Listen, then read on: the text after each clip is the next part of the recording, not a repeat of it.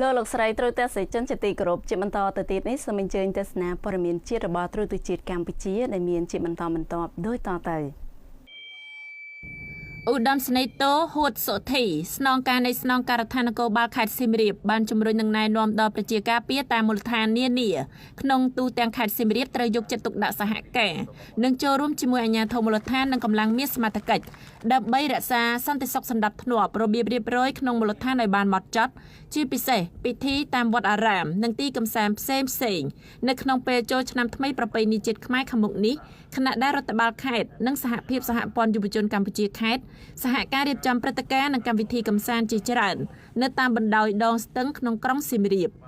លោកស្នងការមានប្រសាសន៍ថាប្រជាការពារគ្រប់រូបត្បិតតែពុំបានទទួលកម្រៃអ្វីក្តីតែពួកគាត់សិតតែមានគុណតម្លៃគួរឲ្យកត់សម្គាល់ត្បិតបានលះបង់កម្លាំងកាយកម្លាំងចិត្តឈរលើស្មារតីសហការ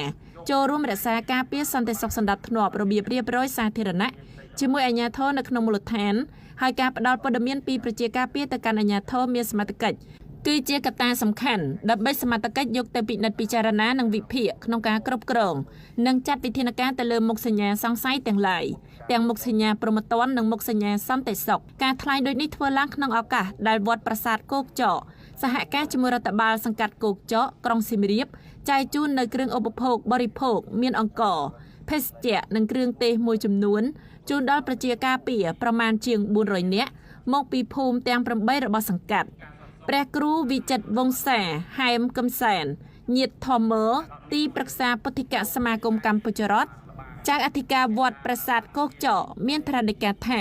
ការផ្ដល់ជាគ្រឿងឧបភោគបរិភោគជូនប្រជាការពារនេះពេលនេះជាការលើកទឹកចិត្តដល់ពួកគាត់ដែលកន្លងមកបានលះបង់ពេលវេលានិងកម្លាំងកាយចិត្តចូលរួមក្នុងសកម្មភាពថែរក្សាសន្តិសុខសណ្ដាប់ធ្នាប់នៅក្នុងសង្កាត់និងក្នុងវត្ត